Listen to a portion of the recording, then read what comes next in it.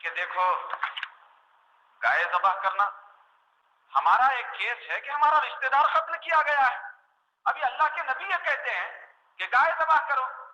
ہمارے قاتل، ہمارے مقتول کے قاتل کا پتہ لگانا ہم کو ہے، اس سے گائے کا کیا تعلق؟ کوئی ربط نہیں ہے، کوئی جوڑ نہیں ہے، گائے ذبح کرنا یہ کیا بات؟ اگر حضرت موسیٰ یہ کہتے کہ ٹھیک ہے پولیس کو بھیج دیا جائے گا، سراغ رسانوں کو یہ ذمہ داری سونپ دی جائے گی، سراغ لگا دیا جائے گا، لوگوں کو بستی میں اور محلے اور شہر میں بھیج دیا جائے گا تاکہ قاتل کو ڈھونڈ کے لایا جائے تو بات بنتی، لیکن یہ کیا ربط ہے کہ ادھر ہم یہ کہتے ہیں کہ ہمارے رشتہ دار کا قتل ہوا، اس کے قاتلوں کا پتہ چلایا جائے، اللہ کے نبی یہ کہہ رہے ہیں یہ، اور حضرت موسیٰ یہ کہتے ہیں کہ گائے کو ذبح کرو، کیا ربط؟ کیا ربط؟ ابتدائی مرحلے میں حضرت موسیٰ علیہ السلام نے یہ نہیں بتایا تھا کہ گوشت کا ٹکا لگا دیا جائے تو زندہ ہو جائے گا، اور وہ خود قاتل کا نام لے گا اور اس کا پتہ بتا دے گا،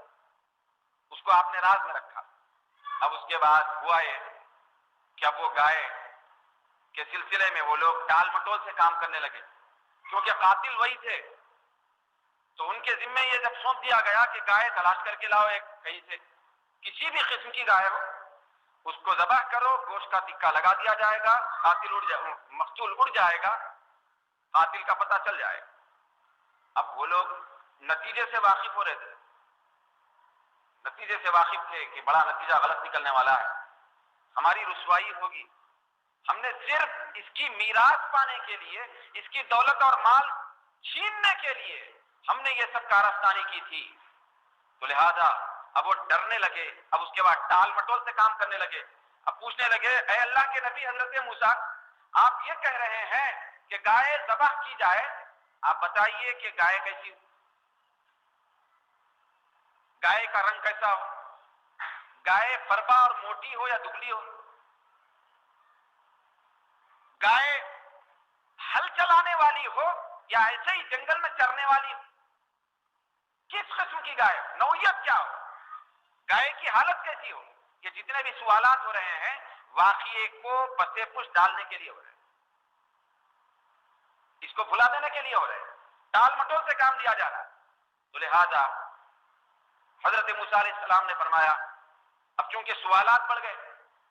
اب کیسی گائے ہونا چاہیے، تو اب ادھر سے پابندیاں اللہ کی طرف سے بھی زیادہ آ گئی، اب مشقت میں پڑ گئی قوم۔ اللہ رب العزت نے فرمایا کہ گائے اس طریقے سے ہو کہ وہ عمر رسیدہ بھی نہ ہو اور انتہائی چھوٹی عمر کی بھی نہ ہو، درمیانی عمر کی ہو، عمر رسیدہ نہیں ہونا چاہیے۔ اب وہ گائے تلاش کرنے کے لیے نکلے، جو کیفیات اور جو صفتیں، جو حالات گائے کے سلسلے میں بتائے جا رہے تھے، ویسی گائے معاشرے میں ملنا بڑا مشکل کام تھا۔ اب وہ گائے کہاں ملی، میں انشاءاللہ تبارک و تعالی آئندہ جمعہ کو بیان کروں گائے اس نوعیت کی کہاں ملی، لیکن آج چونکہ یہ جو مجلس ہے، آنے والا جو دن ہے 11ویں شریف کا ہے، تو اس سے اس واقعے کو میں منسلک کرنا چاہتا ہوں۔ حضرت سیدنا غوث پاک رضی اللہ تعالیٰ عنہ کی ذات جو جامع الکمالات اور جامع الصفات تھی اور جامع الکرامات بھی تھی، حضرت غوث پاک صرف ایک ولی نہیں تھے بلکہ ولیوں کے سردار، آپ کو ولیوں کا سردار بنایا گیا تھا۔ اب یہ جو واقعہ ہے، اللہ رب العزت نے جو فرمایا، حضرت موسیٰ علیہ السلام کا قول نقل فرمایا کہ حضرت موسیٰ علیہ السلام نے فرمایا تھا کہ اللہ حکم دیتا ہے کہ اے مجرموں تم گائے ذبح کرو۔ گائے ذبح کرنے کا ایک مطلب حقیقتاً وہ گائے ذبح کرنا ہے تاکہ قاتل کا پتہ چلے اس زمانے کے اعتبار سے، لیکن صوفیہ فرماتے ہیں، عرفا فرماتے ہیں کہ یہاں گائے کو ذبح کرنے کا مطلب اپنے نفس کو ذبح کرنا ہے، اپنے نفس کو ذبح کرنا ہے، اپنے تکبر کو ذبح کرنا ہے اور اپنے عجب اور خود پسندی کو ذبح کرنا ہے۔ تو یہ خود پسندی اور یہ جو اپنے نفس کی جو گائے ہے، یہ کیسے ذبح ہوتی ہے اور اس کو کس سے ذبح کیا جاتا ہے؟ تو صاحب روح البیان فرماتے ہیں یہ جو نفس کی گائے ہے، یہ نفس کو گائے کی شکل میں ایک لفظ دیا گیا ہے قرآن میں، اصل میں نفس کو ذبح کرنا اور نفس کو قربان کرنا ہے، کس کے حکم کے آگے؟ امر الہی کے آگے، اللہ کے احکامات کے آگے، اپنے نفس کو بالکل ہلاک کر دو اور تباہ کر دو. کس سے کرو؟ صاحب روح البیان فرماتے ہیں سارے اولیاء کا قول کہ نفس کو ذبح کرنے کی ایک تلوار ہے، اس تلوار کا نام ہے سچائی کی تلوار. نفس کو بسیف الصدق، سچائی کی تلوار کے ذریعے سے ذبح کیا جا سکتا ہے. تو دوستو حضرت غوث پاک رضی اللہ تعالی عنہ یہ صرف سچ بولنے والی ذات کا نام نہیں ہے بلکہ سرتا پا خود سچائی کا نام. اللہ نے آپ کو سچائی بنا دیا. آپ نے بارہا سنا ہے اور آپ جانتے ہیں، بچے بچے جانتے ہیں کہ حضرت سیدنا غوث پاک رضی اللہ تعالی عنہ کی سچائی نے کتنا زیادہ چوروں کے نفس کا خاتمہ کر دیا تھا اور چوروں کے نفسوں کو بالکل ذبح کر دیا تھا. یہ حضرت غوث پاک رضی اللہ تعالیٰ عنہ کی سچائی کا معاملہ تھا. سرکار غوث پاک رضی اللہ تعالیٰ عنہ ابھی بالکل نوخیز ہیں، چھوٹے سے بچے ہیں، لیکن شعور کی منزل میں کچھ پہنچ چکے ہیں. اپنی والدہ سے اجازت مانگتے ہیں کہ امی جان میں یہ چاہتا ہوں کہ بغداد جا کر علم دین حاصل کروں، علم دین پڑھوں، آپ مجھے اجازت دے دیں. وہ پہلے کی مائیں تھی، وہ جیسے ہی علم دین کا نام سنتی تو پہلے کے ماں باپ ہزار پریشانیاں ایک طرف ڈال دیتے تھے اور اپنی اولاد کو علم دین سے آراستہ کرنا اس کو مقدم رکھتے تھے کہ علم دین کی اجازت نہ ملے غوث پاک کی والدہ کی جانب سے، ناممکن. تو حضرت غوث پاک رضی اللہ تعالیٰ عنہ چھوٹے سے معصوم بچے اپنی والدہ کے پاس جا کر اجازت لیتے ہیں. حضرت غوث پاک کی والدہ خوشی سے اجازت دے دیتی. آپ یتیم ہیں، والد کا سایہ سر سے اٹھ چکا ہے، علم دین کے حصول کے لیے سینکڑوں میل دور کا فاصلہ طے کر کے بغداد پہنچنا ہے، تنے تنہا ہے، راستہ پرخطر ہے، چوروں کی رکھوالی ہے، ڈاکو اس زمانے میں بہت زیادہ حد تک راستوں میں لوٹنے والے بن کر ٹھہرتے تھے، راستہ بڑا پیچیدہ ہوا کرتا تھا، لیکن آپ کی والدہ علم دین کے حصول کے لیے آپ کو اجازت دے دیتی. اب وہ اجازت لے کر جب نکلتے ہیں تو آپ کی والدہ اس سے پہلے آپ کی بغلی میں 40 اشرفیاں سی کر رکھ دیتی ہیں تاکہ علم دین کے حصول کے سلسلے میں اس کو میرا بچہ خرچ کیا کرے. 40 اشرفیاں اس زمانے کی علم دین کے حاصل کرنے کے لیے آپ کی والدہ، جبکہ والد نہیں ہے، اور والدہ کے لیے ایک بہت بڑی امانت کی ذات کی حضرت غوث پاک، ان کا سرمایہ تھا والدہ کا، والدہ کی یہ میراث تھی، ان کا یہی سب کچھ تھا. لیکن جب علم دین کا نام آتا ہے، علم نور کا نام آتا ہے تو حضرت غوث پاک کی والدہ اجازت دے دیتی ہیں. 40 اشرفیاں سی کر آپ اپنے پاس رکھتے، آپ کی بغلی میں رکھ دیتی ہیں اور کہتی ہیں کہ بیٹے اب دیکھیے یہ جو بات، یہ جو انسان کا نفس ہے، یہ نفس کس سے ذبح ہوتا ہے، اس نفس کو کیسے ذبح کیا جا سکتا ہے. اور یاد رکھیں جب تک ہمارا یہ نفس نہ ذبح ہو اس وقت تک اللہ کی محبت اس دل میں نہیں سما سکتی. اللہ تعالیٰ کی قربت اور محبت بندہ حاصل نہیں کر سکتا. اللہ کی محبت حاصل کرنے کے لیے کسی کو چھوڑنا پڑتا ہے، وہ ہے نفس کی محبت چھوڑنا ہے، نفس ذبح کرنا ہے. اللہ کا حکم نفس ذبح کرے. تو صاحب روح البیان فرماتے ہیں، بڑے بڑے اولیاء نے فرمایا کہ نفس کس سے ذبح ہوتا ہے تو بسیف الصدق، سچائی کی تلوار سے ذبح ہوتا ہے. حضرت غوث پاک کی والدہ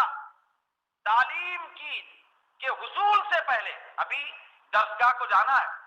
ابھی مدرسے کو جا رہے ہیں، ابھی مدرسے میں داخلہ نہیں ہوا، ابھی استادوں کی تعلیم شروع نہیں ہوئی، ابھی درس میں نہیں بیٹھے، ابھی مدرسے میں داخلہ نہیں لیا گیا. حضرت غوث پاک کی والدہ فرماتی ہیں وہ خوب جانتی تھی کہ میرا بچہ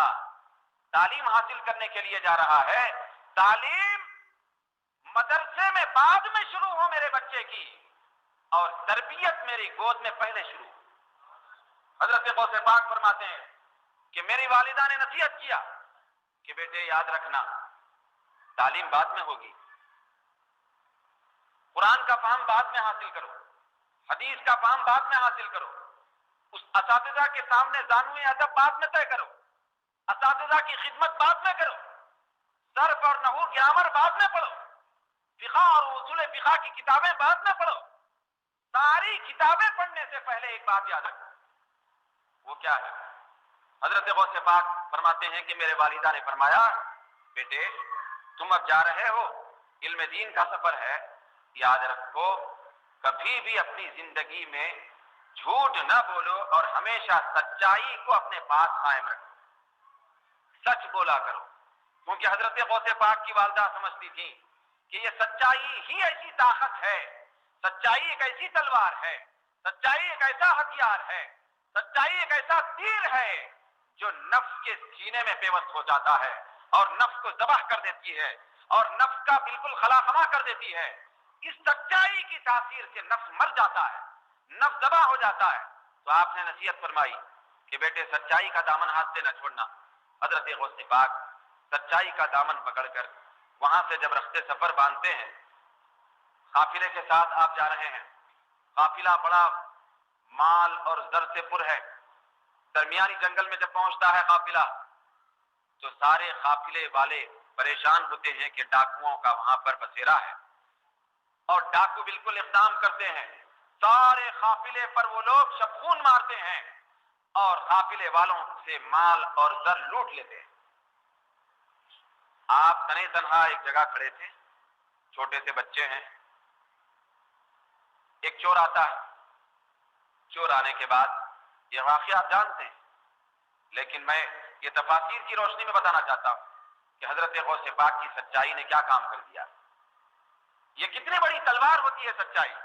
جس سچائی ہماری زبان پر آنے کے لیے آج ترستی ہے۔ آج صبح سے شام تک ہم صرف جھوٹ پہ زندگی گزار رہے ہیں، ہر بات میں ہم جھوٹ بولتے ہیں، ہر بات میں ہم دھوکے سے کام لیتے ہیں، ہر بات میں ہم مکر و فریب سے کام لیتے ہیں۔ ہماری زبان جھوٹ سے بالکل لطف پت ہو چکی ہے، سچائی کا نور اور اس کی صداقت ذرہ برابر ہماری زبان پر آج جاری نہیں، جس کی وجہ سے اس زبان سے تاثیر ختم ہو گئی۔ یہ زبان جانوروں کی زبان سے زیادہ بدتر ہو چکی۔ حضرت غوث پاک اپنی زندگی کا پورا سرمایہ ہم لوگوں کو عطا کر رہے ہیں کہ اے دنیا والو سنو، بس سچائی کو ہم اپنے پاس ایک خزانے کے طور پہ رکھیں، تبھی ہم دنیا و آخرت میں کامیاب ہو سکتے ہیں۔ سچائی انسان کو نقصان کے گڑھے میں نہیں ڈھکیلتی، بلکہ جو آدمی گڑھے میں گرا ہوا ہے سچائی اس کو آسمان کی بلندیوں میں پہنچا دیتی ہے۔ حضرت غوث پاک کے پاس ایک ڈاکو آتا ہے، کہتا ہے کہ بچے کیا بات ہے، تم کہاں سے آ رہے ہو؟ آپ بتاتے ہیں کہ میں وہاں جیلان سے آ رہا ہوں۔ اچھا تم بھی قافلے کے ساتھ؟ ہاں قافلے کے ساتھ۔ تمہارے پاس کچھ ہے؟ حضرت غوث پاک فرماتے ہیں کہ ہاں میرے پاس ہے۔ ڈاکو پوچھتا ہے کہ آپ کے پاس کیا ہے؟ تو حضرت غوث پاک معصوم سے بچے، والدہ کی نصیحت، سچائی، وہ سمجھتے تھے کہ سچائی ایک تلوار ہے۔ سچائی ایسی تلوار نہیں ہے جو لوگوں کی گردنیں اڑاتی ہے، گردنیں اڑاتی ہے۔ سچائی ایسی تلوار نہیں ہے۔ حضرت غوث پاک اچھے طریقے سے سمجھتے تھے کہ سچائی گردنوں کو اڑانے والی تلوار نہیں ہے بلکہ دلوں کو جھکانے والی تلوار، نفسوں کو ختم کرنے والی تلوار ہے، غصے کو بالکل مٹانے والی تلوار ہے، شیطان کو زیر کرنے والی تلوار ہے۔ حضرت غوث پاک فرماتے ہیں کہ ہاں میرے پاس 40 اشرفیاں۔ وہ ڈاکو پوچھتا ہے کہاں؟ آپ فرماتے ہیں کہ بغلی کے نیچے سی اے وی ہے۔ اب وہ ڈاکو کہتا ہے بھلا پیسہ اپنے پاس رکھ کر، زر اور دولت رکھ کر کوئی صحیح بتا سکتا ہے؟ یہ بچہ شاید مجھ سے مزاح کرتا ہے۔ وہ ڈاکو چلے جاتا ہے، دوسرا ڈاکو آیا، تیسرا آیا، واقعات تقریباً اکثر کتابوں میں موجود ہیں۔ اب ایک ڈاکو ایسا بھی آیا، اس نے کہا کہ اچھا تمہارے پاس 40 اشرفیاں ہیں اور جلیبیاں ہیں تو بتا سکتے ہیں؟ ہاں بتا سکتے ہیں۔ تو وہ ڈاکو کھینچ کے اپنے سردار کے پاس لے جاتا ہے اور کہتا ہے کہ سردار آپ کا حکم تھا، سارا قافلہ تو ہم لوٹ لیے، لیکن ایک عجیب اہل قافلہ میں ایک بچہ ہے، یہ معصوم سا بچہ ہے، یہ ہر بات پہ اقرار کر رہا ہے اور کہہ رہا ہے کہ میرے پاس 40 اشرفیاں ہیں، بغل کے نیچے سلی ہوئی ہیں، موجود ہیں، اور بتا بھی سکتا ہے، اس کا دعویٰ ہے۔ تو ڈاکوؤں کے سردار کو بھی بڑا تعجب ہوا کہ ہر آدمی تو مال چھپانا چاہتا ہے، ہم تو ڈاکہ ڈال رہے ہیں اور چوری کر رہے ہیں، بچانا چاہتا ہے، لیکن یہ بچہ ہے چھوٹا سا معصوم کہ ہر چیز بتا رہا ہے۔ تو ڈاکوؤں کا سردار کہتا ہے کہ اچھا بچے، ذرا بتاؤ تو صحیح کہ تمہارے پاس اشرفیاں کہاں ہیں؟ آپ فرماتے ہیں کہ یہاں ہے۔ اب وہ چوروں میں سے ایک آگے بڑھتا ہے اور سلوئی کھولتا ہے، اور کھولنے کے بعد جب اس کے اندر سے نکالا جاتا ہے تو واقعتاً 40 اشرفیاں وہاں موجود ہوتی ہیں۔ تو بعض لوگوں نے فرمایا کہ 40 اشرفیہ تھی، یا بعض لوگوں نے فرمایا 40 دینار، بہرحال کچھ بھی تھے، 40 تھے۔ تو اب ڈاکوؤں کا سردار ان اشرفیوں کو اپنے ہاتھوں میں لیتا ہے، لوٹا ہوا مال ایک طرف پڑا ہوا ہے، اور حیرت بھری نگاہوں سے دیکھتا ہے۔ اللہ نے جو ابھی اس آیت سے پہلے فرمایا، یاد رکھو میں اپنے کلام میں جو بھی واقعات پہلے کے نقل کرتا ہوں اور بیان کرتا ہوں تو یہ ہر دھرم و لوگوں کے لیے عبرت ہوا کرتے ہیں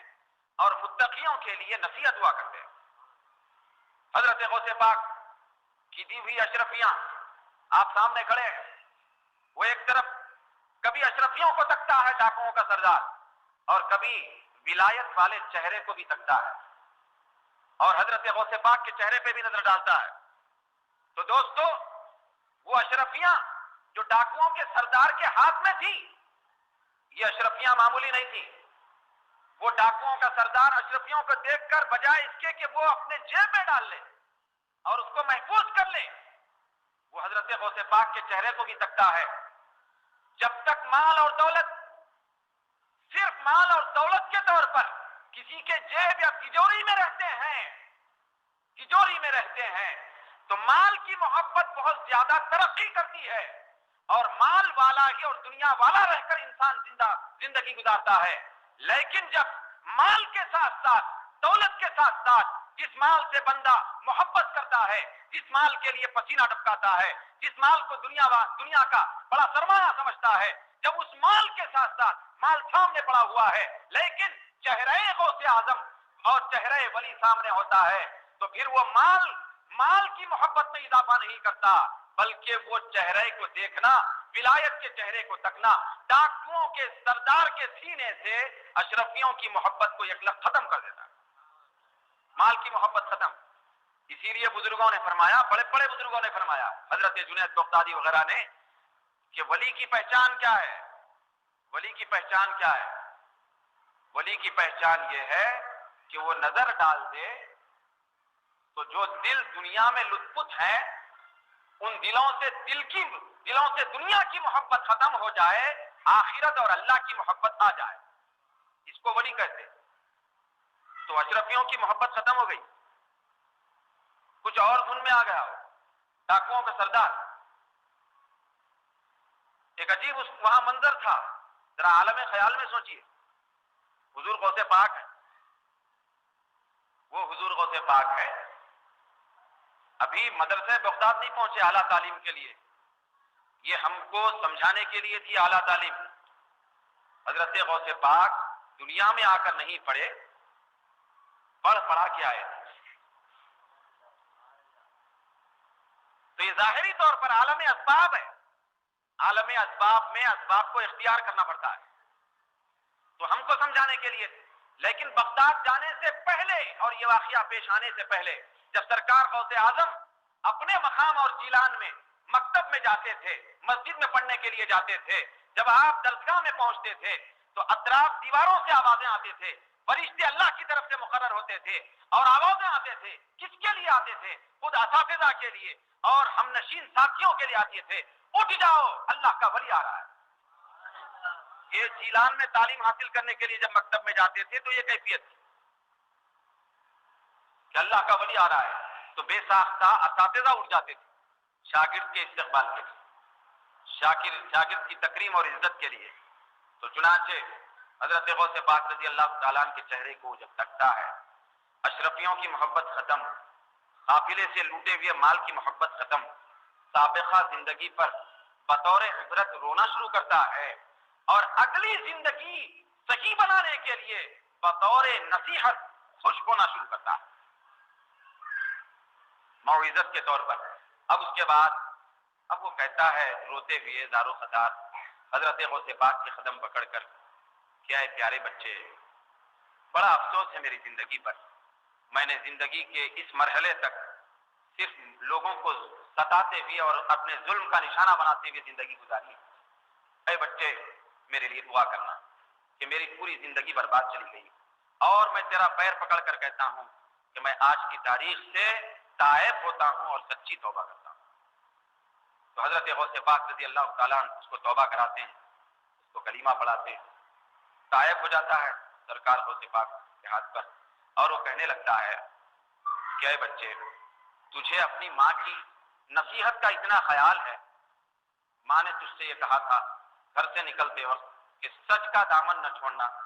تجھے ماں کی نصیحت کا اتنا خیال ہے، افسوس ہے میری زندگی پر میں نے خدا کی نصیحت کو فراموش کر دیا،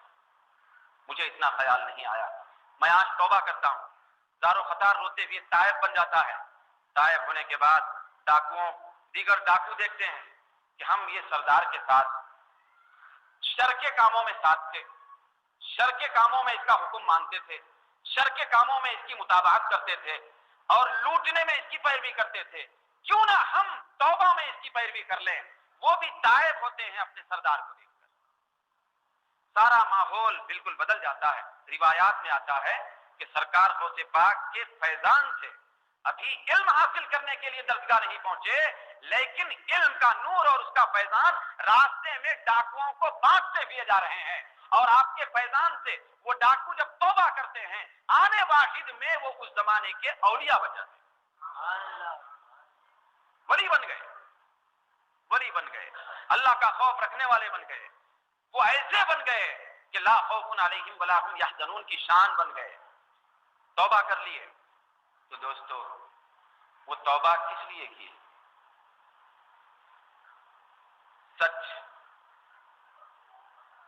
یہ جو آ رہا ہے سچ، سچ کے ذریعے سے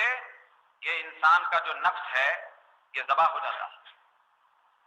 سچ کا دامن اختیار کرنے سے انسان کے اندر کا تکبر اور گھمنڈ اور اس کا جو نفس اور شیطان اس کی عداوت جو بھی ہوتی ہے وہ سب ختم ہو جاتی ہے۔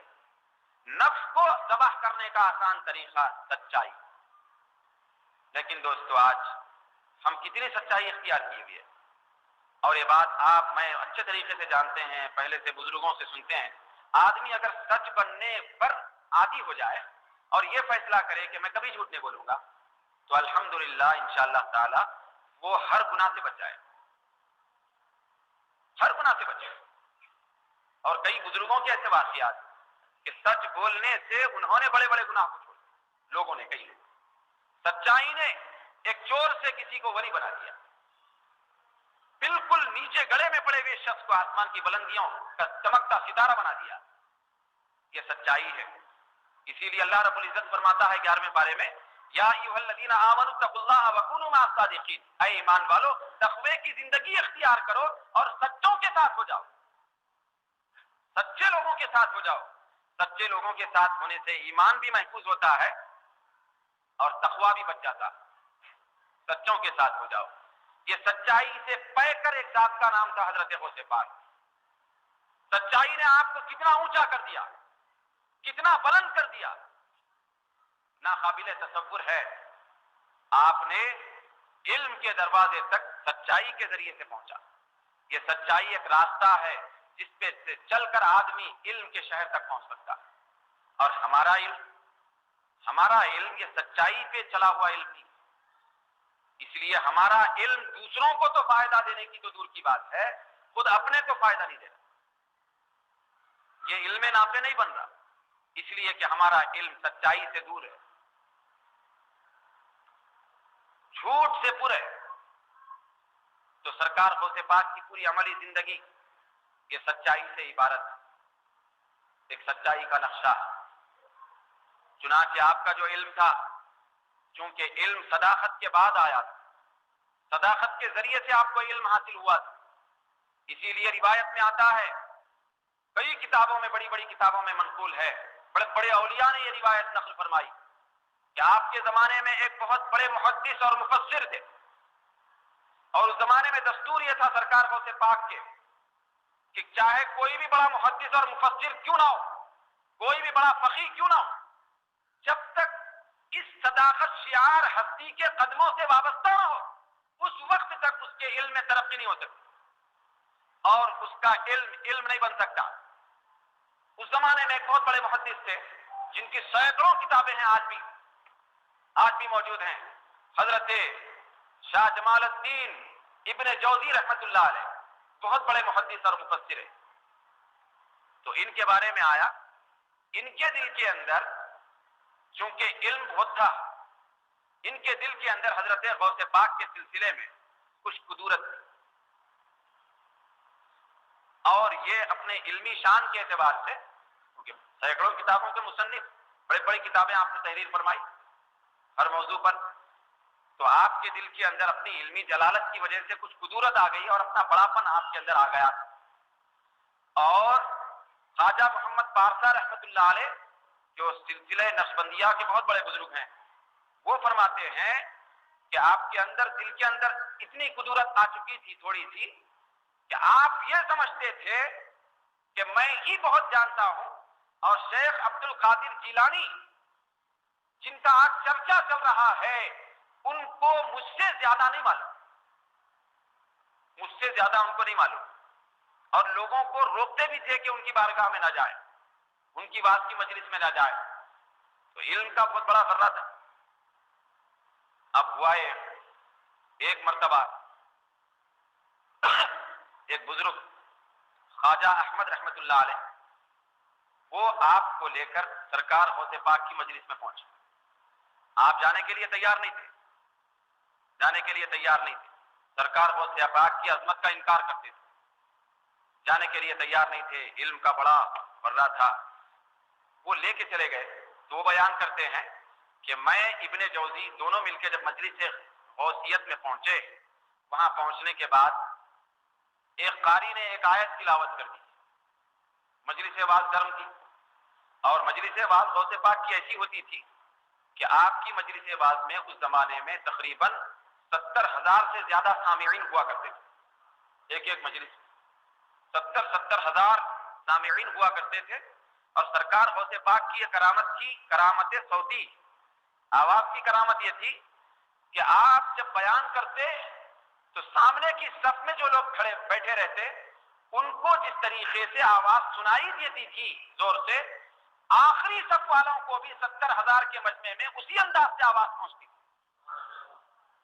بھائی آلے کا تو کوئی زمانے کا تصور ہی نہیں تھا کہ مائک ہو، ہارنا ہو، کچھ نہیں تھا، تو یہ کرامت تھی آپ کی۔ تو آپ، وہ لوگ گئے پیچھے بیٹھے ابن جوزی رحمت اللہ علیہ، وہ خواجہ احمد فرماتے ہیں کہ میں اور یہ دونوں مل کے چلے گئے، پیچھے بیٹھے، قاری نے ایک تلاوت کر دی، اچانک ایک آیت، سرکار غوث پاک اس آیت کی پہلی تفسیر بیان کرتا ہے، پہلی تفسیر، دوسری تفسیر ہوئی، تیسری ہوئی، چوتھی ہوئی۔ خواجہ احمد رحمت اللہ علیہ فرماتے ہیں کہ میں پلٹتا تھا، اور ابن جوزی جو تھے اتنے بڑے عالم، جو ان کے دربار میں آنے سے کتراتے تھے، علم کا بہت بڑا ان کو گھمنڈ تھا، تو میں پلٹ کے ان سے پوچھتا تھا آپ کو یہ تفسیر معلوم ہے جو بیان کی جا رہی؟ تو وہ منڈی ہلاتے تھے اور کہتے رہتے تھے کہ ہاں مجھے یہ تفسیر معلوم ہے۔ تو پہلی تفسیر سے لے کر 11ویں تفسیر تک، اس آیت کی، ایک ہی آیت کی تفسیر کر رہے ہیں غوث پاک، پہلی تفسیر سے لے کر 11ویں تفسیر تک ابن جوزی بدستور اپنا سر ہلاتے رہے کہ مجھے یہ تفسیر معلوم ہے، یہ تفسیر مجھے بھی معلوم ہے۔ جب 11 تفسیر ہو گئے تو 11 تفسیر کے بعد جب 12ویں تفسیر اس آیت کی، ایک ہی آیت کی شروع کی ہے غوث پاک، تو ابن جوزی یہ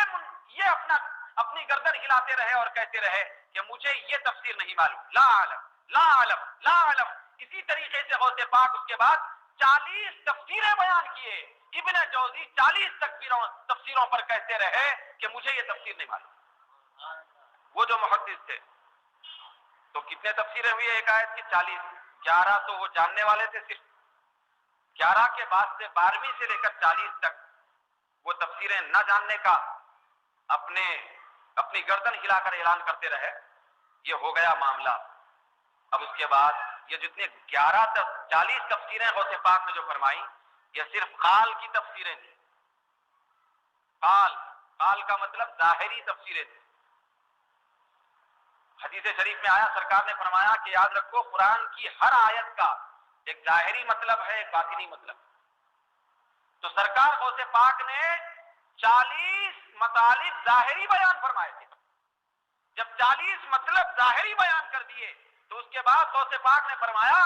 یہ قال تھا، اب ہم حال کی طرف آتے ہیں. یہ کہہ کر آپ نے لا الہ الا اللہ محمد رسول اللہ پڑھ کر حال کی تفسیر بیان کرنے کی طرف مائل ہوئے. ابن جوزی کے بارے میں آتا ہے، خواجہ احمد فرماتے ہیں یہ محدث کبیر، یہ جلیل القدر مفسر جب حال کی طرف آنے کی بولی سنتا ہے کپڑے پھاڑ کر چلانے لگتا ہے، مضطرب ہو جاتا ہے اور کہتا ہے. اور اس کے بعد اعلان کرتے ہیں حضرت ابن جوزی زندگی بھر یہ کہتے رہے، زندگی بھر یہ اعلان کرتے رہے، اور کتابوں میں انہوں نے لکھا، انہوں نے اعلان کر دیا